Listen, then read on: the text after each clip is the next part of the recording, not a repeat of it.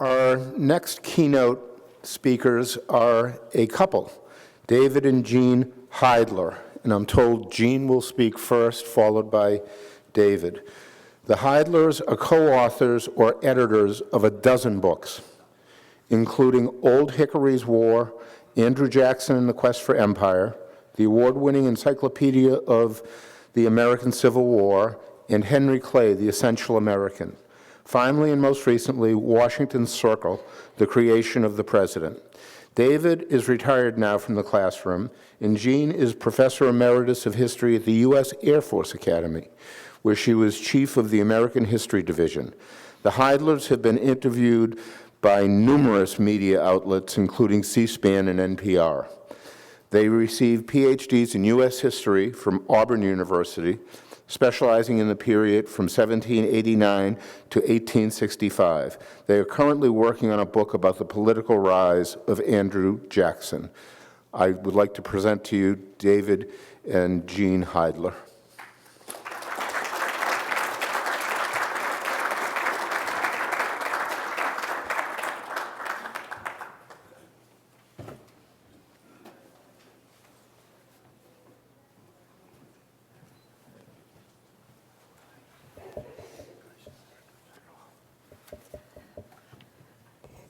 I'm a bit vertically challenged, so I'll try to stand on my tiptoes. Thank you, Tom. That was a very gracious introduction. I'd also like to thank Jamie Gass, who has been absolutely flawless in organizing this event. And thank you all for coming this morning. You might have noticed that we are from Colorado, so this is a bit early for us. But we're morning people, and we do appreciate you getting up to come to this event. I'm going to talk a little bit, rather briefly, about the rise of Andrew Jackson before he got involved in politics, at least on a large scale. And then David is going to take up from where I leave off and talk about his real political rise. But I want to start by looking at Jackson at the very beginning of his presidency, actually before he became president. On November 20th, 1828, just having received the unofficial results of the election that brought him to the presidency, Andrew Jackson wrote to a friend that the election was, quote, a triumph of the virtue of the people over the corrupting influence of executive patronage wielded to destroy the morals of the people, unquote. This sentiment had been expressed numerous times during the campaign, that the people and their virtue would eventually triumph over a corrupt coalition of politicians whose sole purpose was to pad their own pockets through government patronage and to rob the people of their liberty and ultimately their virtue. Andrew Jackson and the still virtuous people has stymied those efforts. But why Jackson and why in 1828? Certainly the expansion of the suffrage for white adult males contributed to the rise of Jackson, rather, of course, than Jackson being responsible for the expanding suffrage. The expansion of the suffrage for white males had been proceeding apace since the Revolution. It was the natural outgrowth or consequence of the democratic rhetoric of the Revolution and the early Republic. Most states had all but abolished property qualifications for white males while gradually restricting the suffrage for other groups, most notably free African American males. But that doesn't entirely explain why those same white males would elect someone like Andrew Jackson. He had so many of what the political pundits today call negatives or unfavorables, which that's my favorite one that they use now. Well, it had been a long road to 1828. Andrew Jackson was born in the frontier region on the border between North and South Carolina in the area known as the Waxhaws.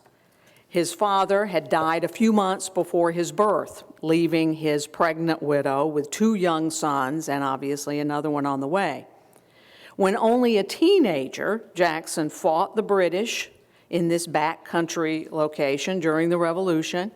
He was wounded, he was captured, he nearly died of smallpox, and he lost his mother and 2 older brothers during that conflict. Once he grew up, Jackson tried a variety of vocations before deciding on the law, which was a way to advance yourself. After receiving his license, he moved to the still frontier area of central Tennessee and settled in Nashville. He associated himself with the leading families of the area. He bought land and slaves. He married into a leading family, although he failed to make sure she was divorced from her husband before he did so. And he had a brief political career. His forays into politics when a young man were unsuccessful, primarily because he could not hold his temper in debate. When angry, Jackson sputtered and spewed, unable to put together a complete sentence in response to other people's arguments. He also had a tendency to take political disputes personally, a trait he would never lose. Men like Henry Clay would later find this quality odd, puzzling. Henry Clay could debate on the House floor or the Senate floor all day long, arguing with his political enemies, and then sit down that evening and smoke cigars and drink whiskey with those very men he had tried to defeat earlier. So Jackson's taking of things personally was puzzling to a lot of people. So having failed at politics, Jackson took the military path to respectability, first in the Tennessee militia, and then toward the end of the War of 1812 in the regular army. But even that was not a smooth road for Jackson. He feuded with other officers, he feuded with the governor of Tennessee, he almost became seriously embroiled in whatever Aaron Burr was up to. He fought a duel and killed a popular young Nashville attorney, receiving a bullet in his own chest in the bargain. He fought a brawl with 2 Nashville brothers who had been his military subordinates and received another bullet in that brawl in his shoulder. However, for a military man to receive renown, to receive acclaim, it's not just a matter of duels and brawling. You have to have war. The Creek War in what is now Alabama, for the most part, that war finally gave Jackson a chance to make a name for himself. He had already gained the nickname Old Hickory from an aborted campaign into Mississippi during the War of 1812, but he demonstrated the characteristics of that tree that will not bend and will not break in his forays against the Creeks, a ruthless campaign that saw entire Creek villages burned to the ground, their inhabitants killed, scattered, or enslaved. We will leave for later discussions the racial and ethnic origins and conduct of that war, but for our purposes, for explaining the rise of Andrew Jackson, suffice it to say that for Jackson, personally and later politically, it was a smashing success. He broke the back of the Red Stick Creek resistance at the Battle of Horseshoe Bend and imposed upon the Creek people, including those who had fought with him as allies, a punitive peace, the Treaty of Fort Jackson, that seized for the United States 23 million acres. As an aside, I might mention that after the Battle of Horseshoe Bend, so as to have an accurate account of the number of warriors his men killed, he had his men go throughout the battlefield and cut the tips of the noses off of all of the dead warriors. After all, people have only one nose, and so the count of dead warriors was accurate. Jackson's earlier battles in the Creek War had garnered minor headlines, but Horseshoe Bend was different. Jackson now was a national figure, and his victory coming as it did in March of 1814, when the rest of the War of 1812 seemed to be going so badly for the United States, gave people something to celebrate. Not the Creeks, of course, but other Americans certainly celebrated. Sharp Knife, as the Creeks now called him, had indeed come a long way from the Waxhaws. By the time Jackson imposed the Treaty of Fort Jackson on the Creek people, he had been made a major general in the United States Army. In that capacity, he was charged with protecting the Gulf Coast. He believed that to accomplish that goal, he needed to remove a British foothold in Spanish Florida. Therefore, in November of 1814, he marched his army from Mobile into Spanish West Florida. The United States was at peace with Spain in November of 1814, ran the few British forces in Pensacola out of the town and its fortifications. He destroyed the Spanish fortifications and returned to Mobile. There he learned that a large British force was coming by sea to attack New Orleans. After almost arriving too late, Jackson, after a few preliminary engagements and against what seemed to be overwhelming odds, defeated the British on January 8, 1815. While American arms had won some impressive victories against the British in the previous few months, Thomas McDonough on Lake Champlain and the defense of Baltimore being two, it had also been humiliated with the taking and the burning of the U.S. Capitol. Andrew Jackson, with a ragtag army of militiamen, Baratarian pirates, free men of color, Choctaws, and a handful of regulars, had defeated British regulars, veterans, who had crushed Napoleon. It is impossible to convey the wonder and awe experienced by the citizens of the United States when they heard the news. I might also add as another aside, it is a myth that will not die that this victory was meaningless because it came 2 weeks after the signing of the Treaty of Ghent. Now, for a treaty to be in force, it has to be ratified by both sides. The United States Senate did not even know there was a treaty, so of course they had not ratified it. And as a result, if the British had won at New Orleans, and they very easily could have won at New Orleans, they certainly would have sought to wring more concessions from the United States to deliver New Orleans back. It's difficult to say how serious people were, but it was then, when the news of the Battle of New Orleans began to spread, that Jackson was first mentioned as a possible presidential candidate. Jackson dismissed the notion, but it would be those very same people a few years later who would bring it up again, and then he would not be so quick to dismiss it. Jackson's actions during the Creek War and at New Orleans made him a national figure, one consulted by the powerful, including incoming President James Monroe. Never shy about expressing his opinion, Jackson often gave advice even when it was not asked for. After the War of 1812, Jackson remained in the Army. He headed the Southern Department. He continued to quarrel with superiors, but by that time, Old Hickory, the national hero, was unassailable. It was in this capacity as commander in the South that Jackson added to his fame.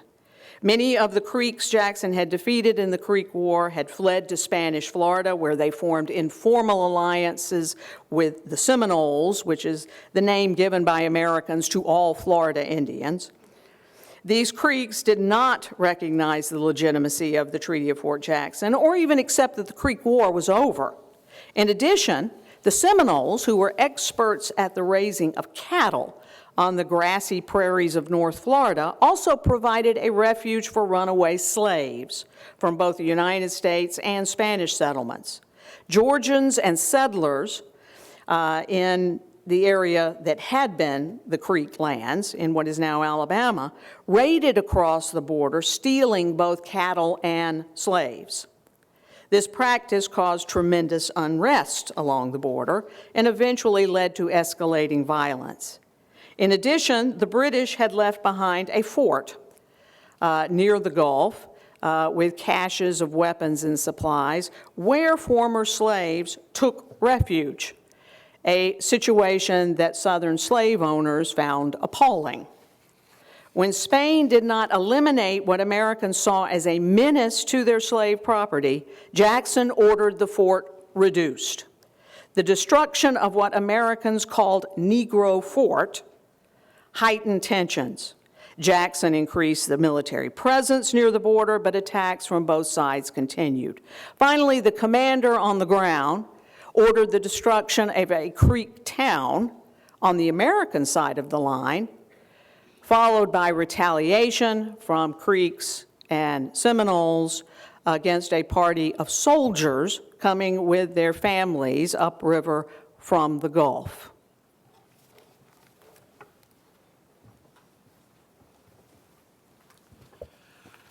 Good morning, everyone. And as Jeanne has said, I too am delighted to be here with you today for this important event.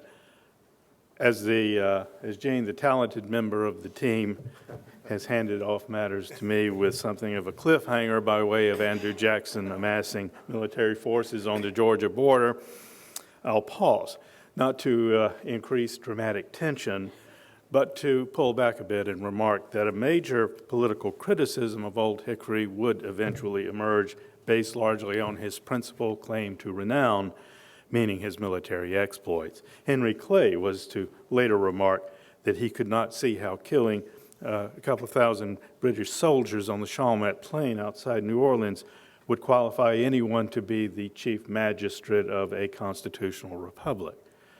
The observation had a kind of clever ring to it, and for all the world, the political class thought it would mark a telling injury on a man who had done a great deal more than defeat the British at the end of the War of 1812.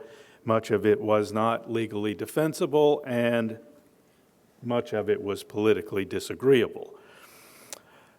What occurred in 1818 in Spanish Florida gave weight to Clay's later warning. The charge that Jackson was a military chieftain was supposed to raise the fear that he was an incipient American Caesar. So let's consider what he did in Florida very briefly in 1818. He took command on the Florida border with standing orders still in force, not even to gaze in the direction of a Spaniard. Yet Jackson promptly showed that for him, orders were merely suggestions. When he invaded Florida in the spring of 1818, Indians were the ostensible reason for his being there, but they were actually distractions from his main objective. To be sure, he captured and summarily hanged the Red Stick prophet Josiah Francis and the Creek headman Hamath-Lamiko, as if to indicate that he was not going to waste the trip. But his real purpose was made clear when he forced a small Spanish garrison at St. Mark's to capitulate and awed the Spanish provincial government in Pensacola to surrender the entire province to him. Having made war on Spain in direct defiance of his orders and without a shred of congressional authorization, Jackson killed 2 British subjects on this caper. One was an elderly Scottish trader who had done nothing more than write a few letters of advocacy for his clients and friends who happened to be Florida Indians. The other was a young Royal Marine whose principal offense was that he was in the wrong place at the wrong time.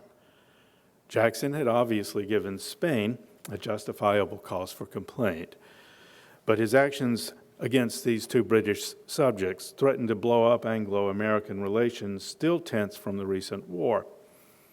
The Florida campaign also triggered a domestic firestorm that portended a constitutional crisis. Who was really in charge of this outfit, this military? Was the authority over the military vested in the executive or in its commanding officers? Men who would not only disregard explicit orders, but campaign on the fly, making up policy as they went along. And who had the power to authorize war in the first place?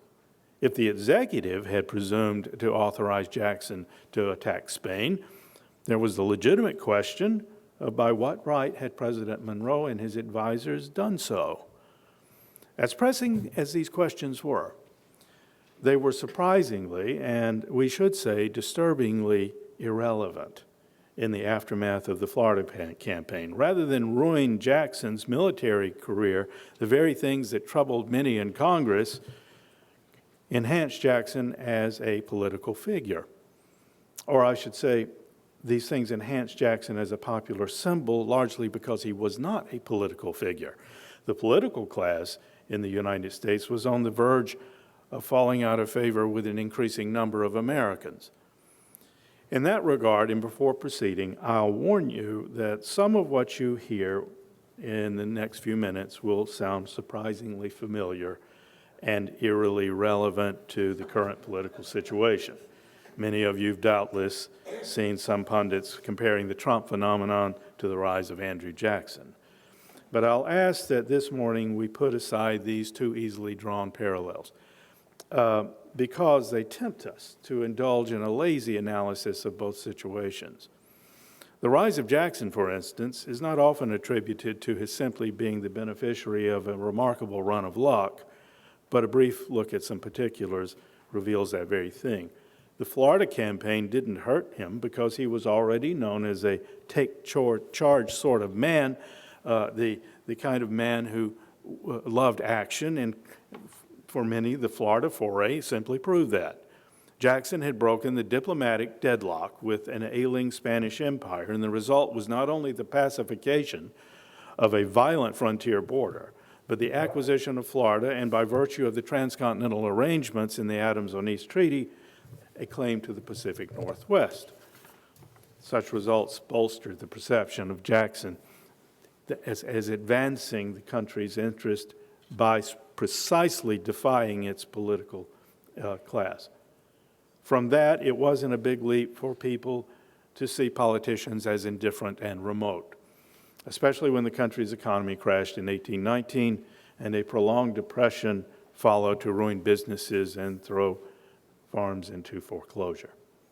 Economic instability always damages government's credibility. After 1819, the government's ties to the Bank of the United States became chains binding it to a political anvil. Many condemned the BUS for causing the Panic of 1819. The ensuing depression kept alive the blame. It also confirmed suspicions that the government was controlled by Washington insiders, men who were out of touch with common citizens and heedless of their concerns. These discontents began a sequence of elemental shifts in American attitudes, marking a return to the original question that had framed the constitutional ratification debates 3 decades earlier, questions about the authority of government in tandem with the power of the people. Political certainties followed from this as night does day. Jeanne has mentioned some of them. Promoting the interest of the ordinary fellow became paramount, and eliminating restrictions on voting was a material way to advance that project by making the government accountable to the ordinary fellow. Property qualifications were the most obvious of these to be eliminated in state after state, as members of the political class hailed expanding the suffrage as a good thing, capital G, capital T, if they knew what was good for them. Economic turbulence led to calls for easier credit. More widely applied, ideas that appealed to local banks in competition with the BUS and local folks who chafed under tight credit the same way that they chafed under the voting restrictions. The rising tide wanted to expand economic opportunity the way they wanted to expand the suffrage, by eliminating the tariff and allowing rural folks to buy goods that were made cheaper by unprotected markets. All well and good, and it has a very modern sound to it, but wait. Land-hungry settlers after the War of 1812, especially in the Old Southwest, the region that we now call the Southeast, began grumbling about the extant Indian populations on those lands with claims to vast amounts of acreage. Well, consider that Jackson had already shown the way on that with the compulsory Treaty of Fort Jackson that has simply taken 23 million acres of Creek land. Such a policy was the seedbed of Indian removal, a disgracefully coercive program thinly veiled by its proponents that removal was best for everyone. After all, said removal's proponents, the civilization program of nearly a quarter century wasn't working, and removal would protect the Indians by placing them in remote locations far away from the corrosive influence of white settlers.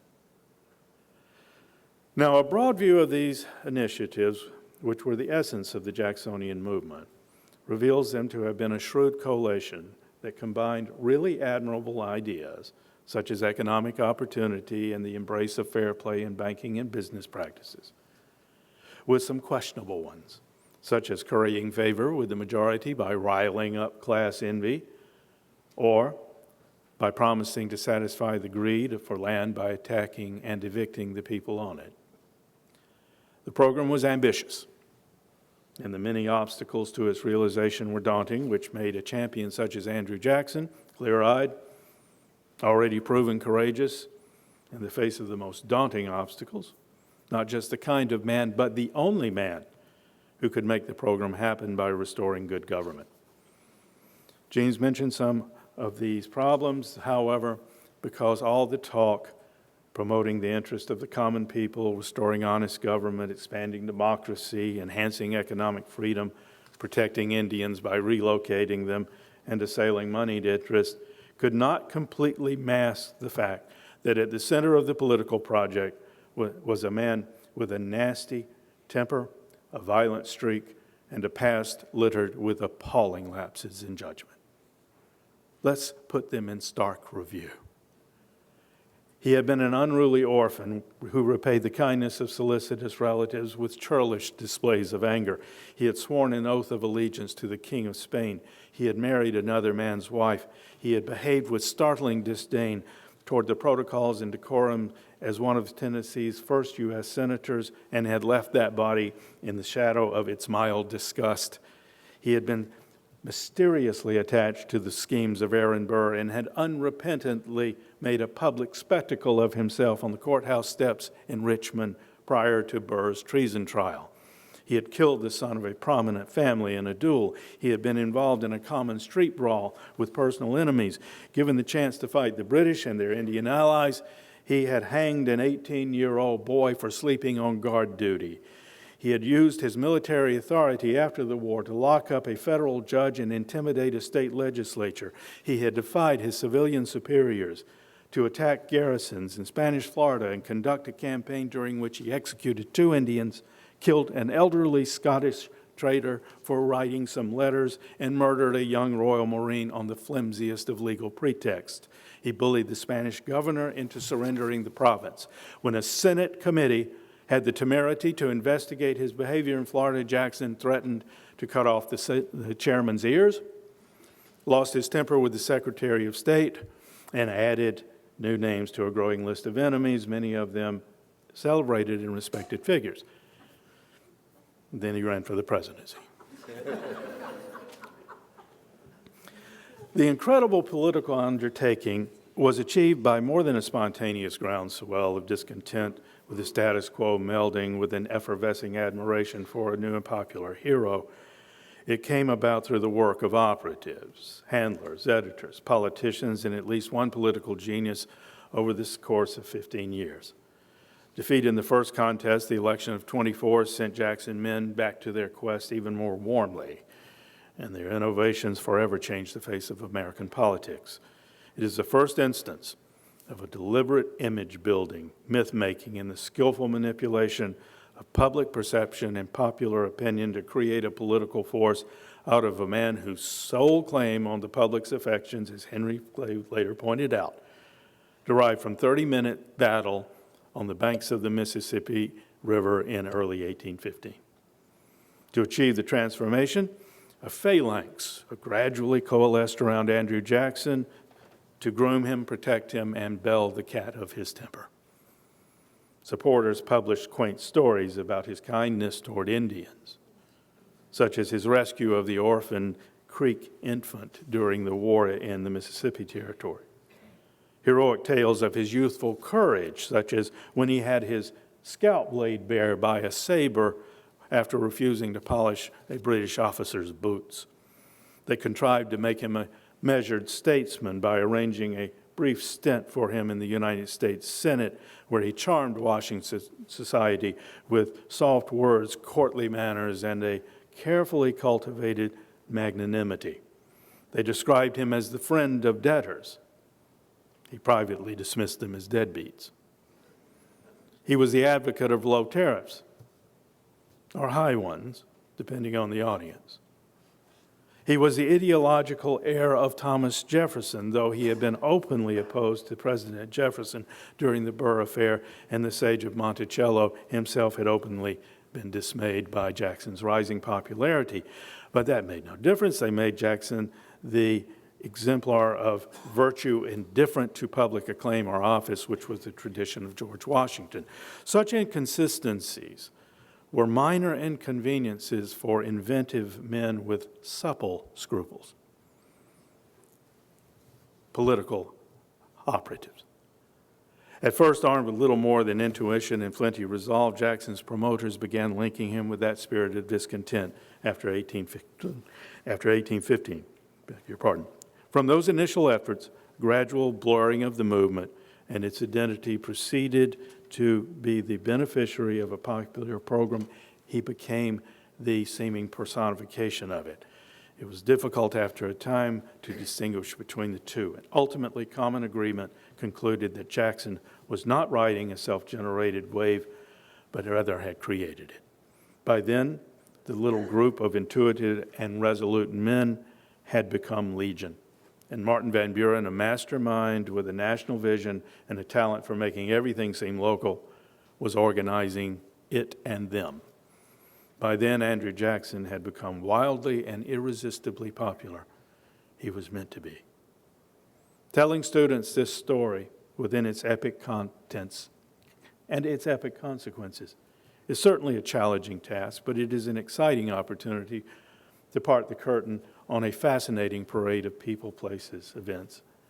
For the story is as epic as its country, a place and time of rude encampments on frontier campaigns, countless torchless gatherings where boisterous men munched barbecue, swigged whiskey, and squinted at political speakers standing on tree stumps, of ink-stained editors in cluttered newspaper offices churning out partisan copy, some of it true, of men pondering deals and making pledges in 1,000 smoke-filled rooms of hotels and meeting halls, of visitors in the stately mansion on the Cumberland River or in the legislature's lobby in upstate New York, of swirling gowns on the Potomac River, of tense balloting on the frayed carpets and nicked desks of the House of Representatives. As teachers, you have the enviable challenge of telling a grand story that introduces your students to the people who live this life and made plans to master it, to show their methods and illuminate the times that made them possible. After their work, nothing about American elections and the government they create would ever be the same. That now more than ever seems something worth knowing. As Professor Howe began this keynote with the exclamation/question, "What hath God wrought?" we can now end it with the invocation to you and your noble calling. Godspeed.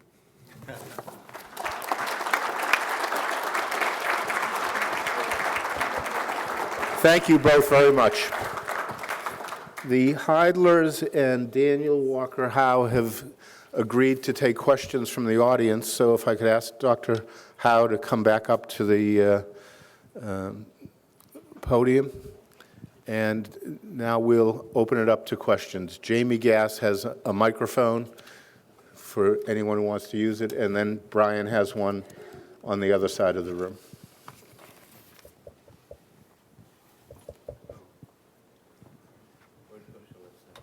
I think you should sit here.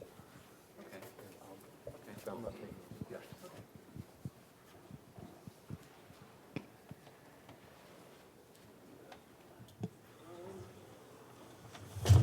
Oh.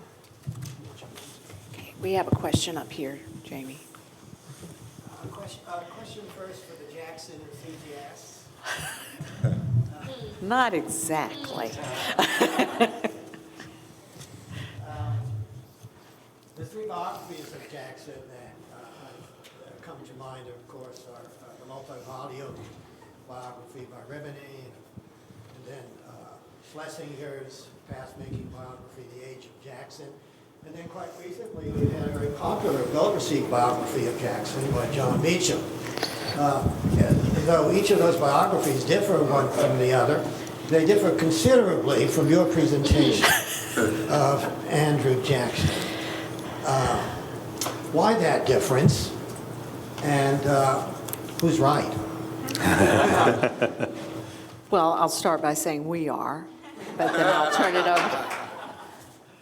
There is the Jacksonian phenomenon is one that is enduring, and I'm not sure why, but there are people who either find him to be an admirable figure, almost unblemished, or one who is completely irredeemable.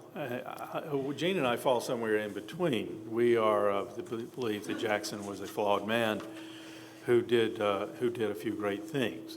The problem with Jackson, and that what many of his biographers who admire him without qualification, is that he is a man who takes things as an intensely personal affront in every instance.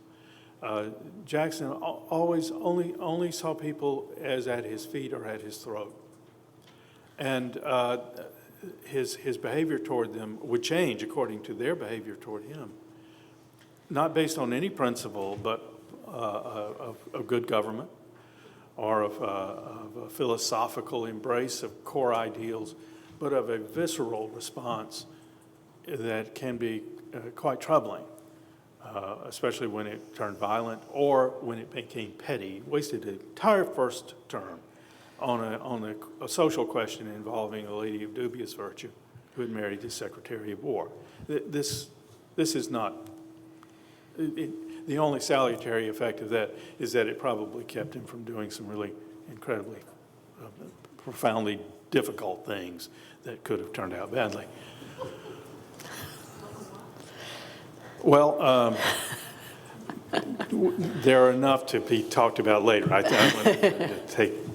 be like Gary Cooper. I don't want to hog the whole thing here by talking too much.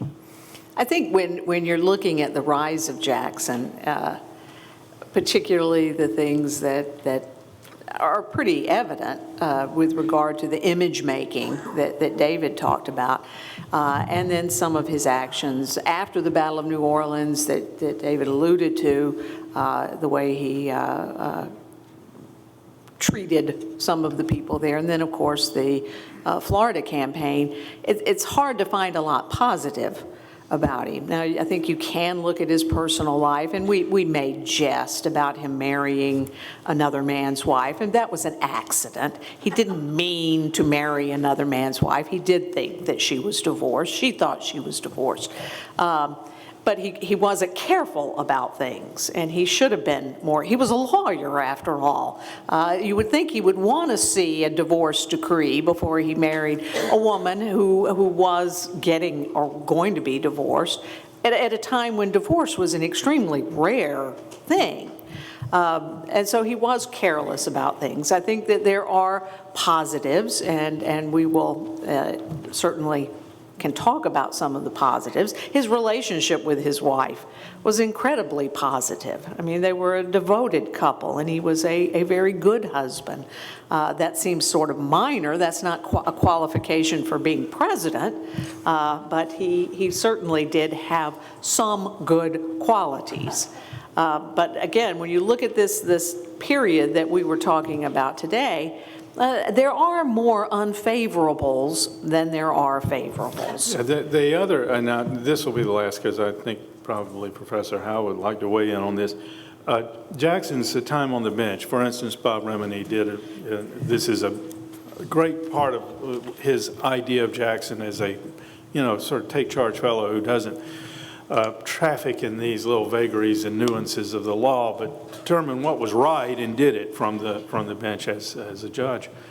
That's very disturbing. It's disturbing in that setting. It's disturbing as a military commander, because a law unto himself, even if he's right, is still a precedent that is quite bad, because the rule of law is the only thing that protects us from the whimsies and caprices of tyranny, and that we are all supposed to be equal before the law. Jackson determined who was equal and who wasn't before the law whenever he encountered political opposition, military opposition, or dissent within his own ranks. For what it's worth, I would certainly endorse the Heidler's interpretation of Jackson in preference to the other biographers whom you have mentioned. And something else that's relevant is that the Heidlers have also written a wonderful biography of Henry Clay, Jackson's most important political adversary, who never fulfilled his ambition to become president and is therefore not remembered as well as he should be. Anyway, the Heidlers understand the politics of the period, not only from Jackson's point of view, but also from Clay's point of view. And I think that's very useful and helpful in understanding the politics of that age. Perhaps also from John Quincy Adams' Certainly. Well, I'm a great admirer of John Quincy Adams.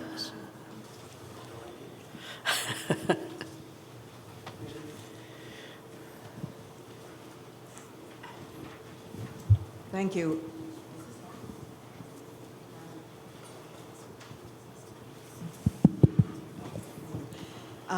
I wondered if you could help me out here. Can you tell me where John C. Calhoun fits in this period and the doctrine of states' rights and nullification?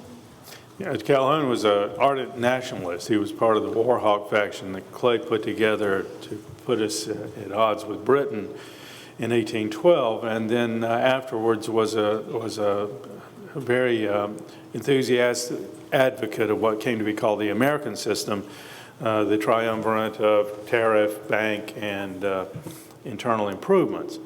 Part of the reason Calhoun changes is because he is from South Carolina, which finds these ideas disagreeable because they seem to be intensely local in their benefits to other places. In South Carolina, found this to be that South Carolina's parochialism graded against that particular national view. And Calhoun, admitted, he said, my biggest failing is that at one point in my career I was too national. And so he becomes an advocate of Southern separatism, not secession, but Southern separatism within the Union as a kind of Southern nationalist, as a champion of slavery, which is one of the more unfortunate decisions made by an otherwise incisive and great mind. Calhoun would have disagreed with me about the pro-slavery business, but he said he wasn't interested in slavery. He was interested in social control. I will say that of our reading, at least mine, Calhoun is the deepest thinker of the so-called triumvirate of Webster, Clay, and Calhoun. But you must strip away the secessionist overtones, the kind of Hobbesian darkness, and the parochial appeal to local over broader interest in order to get to that. But he has some very insightful things to say about democracy.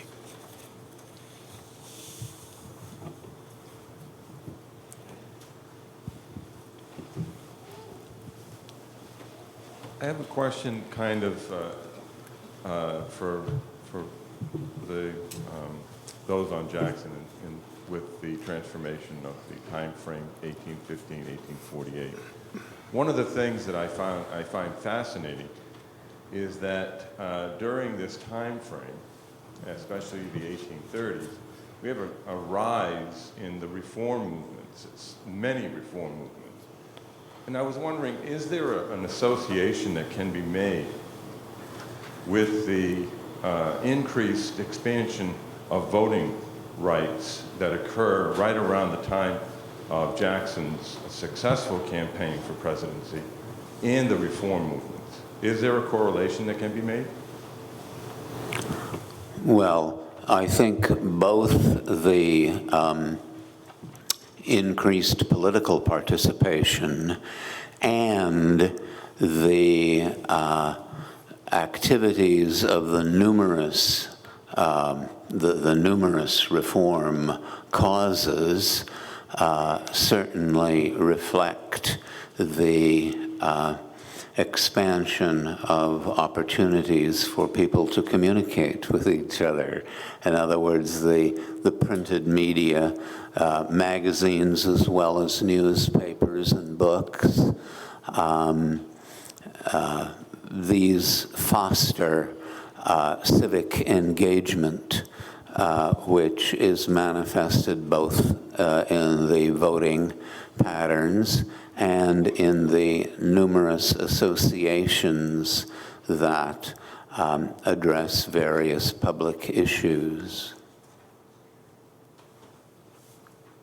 I have a question for the professor from the Service Academy. Do you have a comment on what seems to be growing anxiety by history teachers that if they mention military history, they will be seen as militaristic? I think that's certainly true, and I think it partly has resulted in the decline of military history as a discipline in most universities across the country.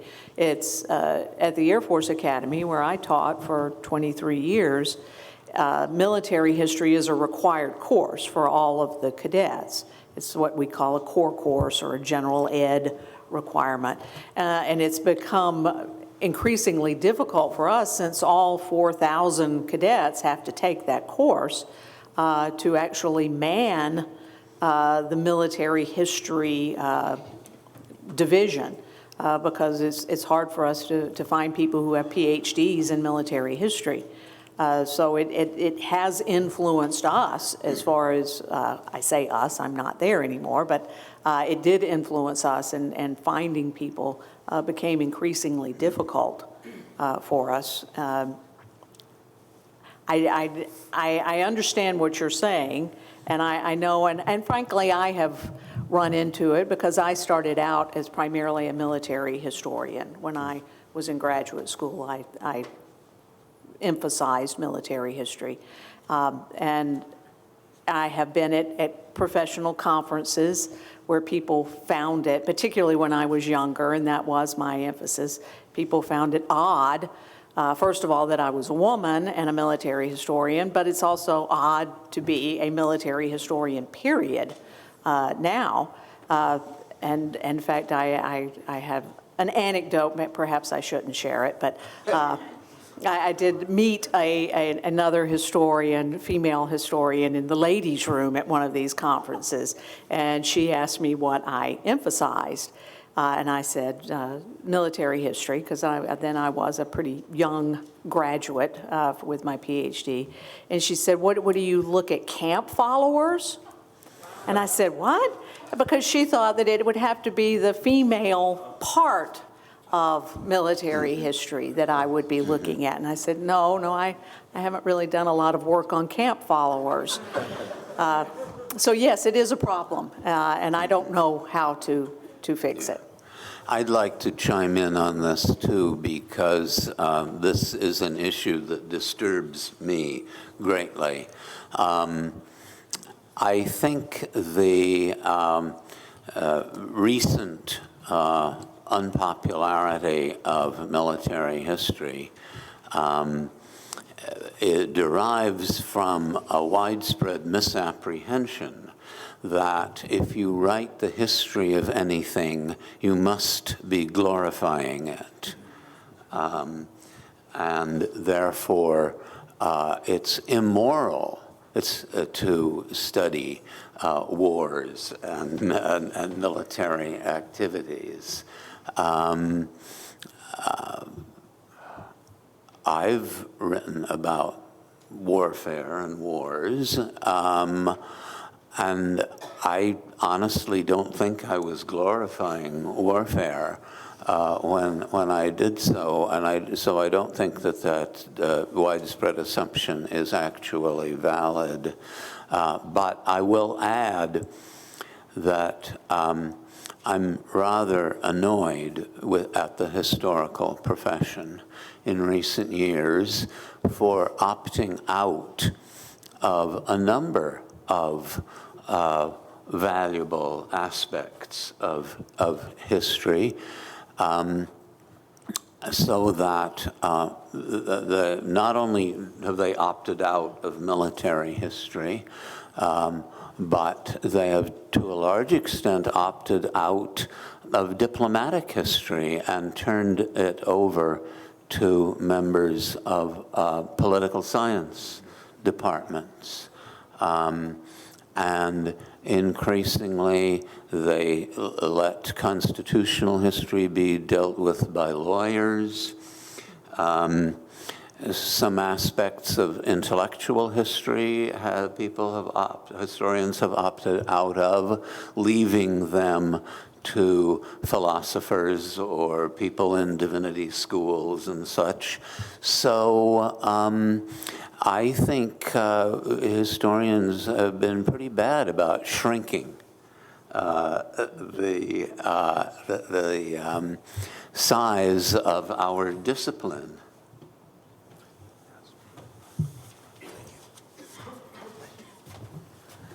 Well, I want to thank the three keynote speakers for both their presentations and their responses to the questions from the audience. Thank you all very, very much.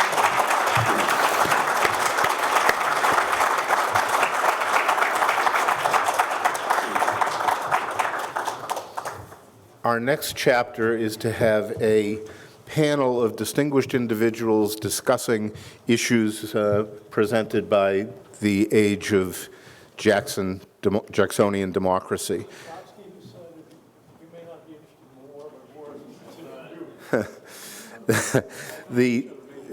If I could ask the members of the panel to come up to the stage.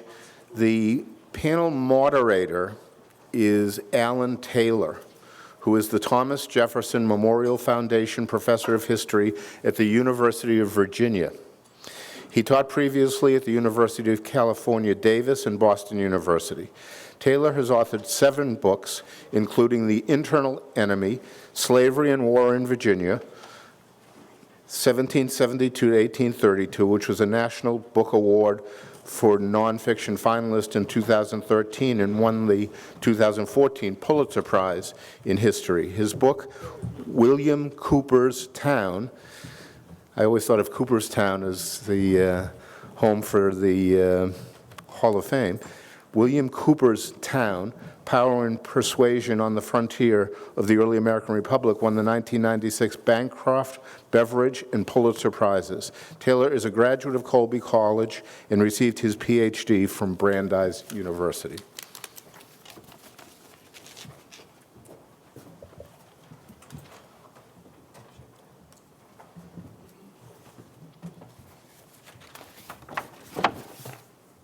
Thank you, Tom, for that very kind introduction. I also want to thank Jamie for all of his hard work in organizing this for today. Although we're focusing on Andrew Jackson, I have a contractual obligation to introduce Thomas Jefferson into the conversation. So I'm going to smuggle him in when I have an opportunity. I suppose you've all heard it said that our politics now have never been so polarized.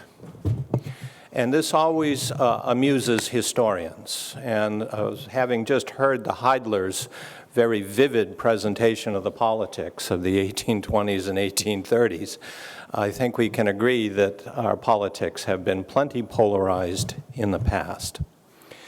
One of the topics that I've looked at as a historian is the